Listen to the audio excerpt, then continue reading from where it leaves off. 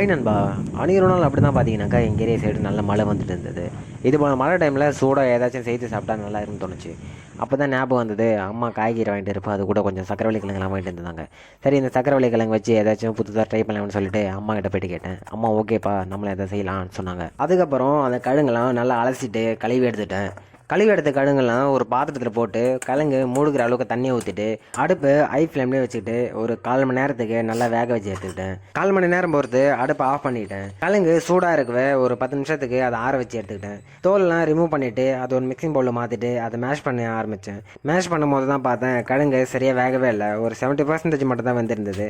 சரி, எப்படியோ அதை கஷ்டப்பட்டு மேஷ் பண்ணிட்டேன். இது கூட நறுக்கின வெங்காயம், பச்சை மிளகா, கருவேப்பிலை, கொத்தமல்லி, எலுமிச்சப்பழ சாறு, மஞ்சத்தூள், மிளகாய்த்தூள், தேவையான அளவுக்கு உப்புலாம் சேர்த்து அதை நல்லா பிசைஞ்சு எடுத்துக்கிட்டேன். இது கூட ஒரு 2 ஸ்பூன் அளவுக்கு மைதா மாவை சேர்த்து அதையும் நல்லா பிசைஞ்சு எடுத்துக்கிட்டேன். அதுக்கப்புறம் பிசைஞ்சு வச்சிருக்க கிழங்கு அனைத்தையுமே இது போல் ஒரு ரவுண்ட் ஷேப்புக்கு தட்டி அதையும் இந்த மாதிரி ஒரு பிளேட்டில் மாற்றி எடுத்துக்கிட்டேன். நெக்ஸ்ட் பார்த்தீங்கன்னாக்கா ஒரு 5 பிரெட் எடுத்து அதில் சைடில் இருந்ததெல்லாம் கட் பண்ணிவிட்டு அதை ஒரு மிக்சிங் ஜாரில் போட்டு அதெல்லாம் அரைச்சிட்டு அதை ஒரு தட்டில் கொட்டி எடுத்துக்கிட்டேன்.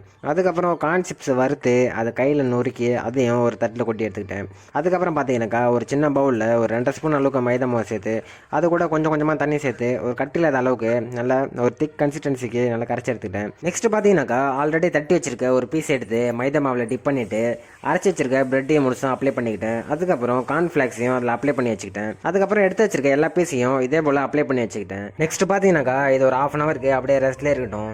மாவு கொஞ்சமாச்சும் சாலிட் ஆச்சுன்னா தான் நம்ம ஃப்ரை பண்ணுறப்ப கார்ன்ஃப்ளாக்ஸ்லாம் அதுலேருந்து ரிமூவ் ஆகாது. நெக்ஸ்ட்டு ஸ்டவ் ஆன் பண்ணிவிட்டு ஒரு கடாய் எடுத்துக்கோங்க. கடாய் கொஞ்சமாக சூடானதுமே தேவையான அளவுக்கு எண்ணெய் ஊற்றிக்கோங்க. எண்ணெய் கொஞ்சம் காஞ்சதுக்கு அப்புறமா நம்ம எடுத்து வச்சிருக்க பீஸை 1 by 1 அதில் ஆட் பண்ணிக்கோங்க. அதுக்கப்புறம் அடுப்பை மீடியம் ஃப்ளேம்லேயே வச்சுக்கோங்க.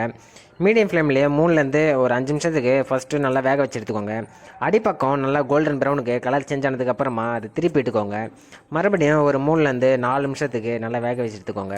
அதுக்கப்புறம் மறுபடியும் அதை திருப்பி விட்டுட்டு ஒரு 2 நிமிஷம் போல் அது அப்படியே இருக்கட்டும். நெக்ஸ்ட்டு இது வேறு ஒரு பிளேட்டுக்கு எடுத்து மாற்றிக்கோங்க. இது கூட கொஞ்சமாக டொமேட்டோ கெச்சப் சேர்த்து சாப்பிட்டு பாருங்கள், டேஸ்ட் அவ்வளோ சூப்பராக இருக்கும். நண்பா, கொட்டுற மழைக்கு இந்த மாதிரி ஸ்நாக்ஸை வீட்டிலேயே செஞ்சு சாப்பிட்டு பாருங்கள் நண்பா. நெக்ஸ்ட் நம்ம கடைக்கு போயிட்டு வாங்க வேண்டிய அவசியமே இருக்காது. நீங்களும் இதை ட்ரை பண்ணி பாருங்கள். வீடியோ பிடிச்சிருந்தா லைக் பண்ணுங்கள், ஷேர் பண்ணுங்கள், மறக்காமல் நம்ம சேனலில் சப்ஸ்கிரைப் பண்ணுங்கள். நண்பா, நம்ம அடுத்த வீடியோவில் பார்க்கலாம்.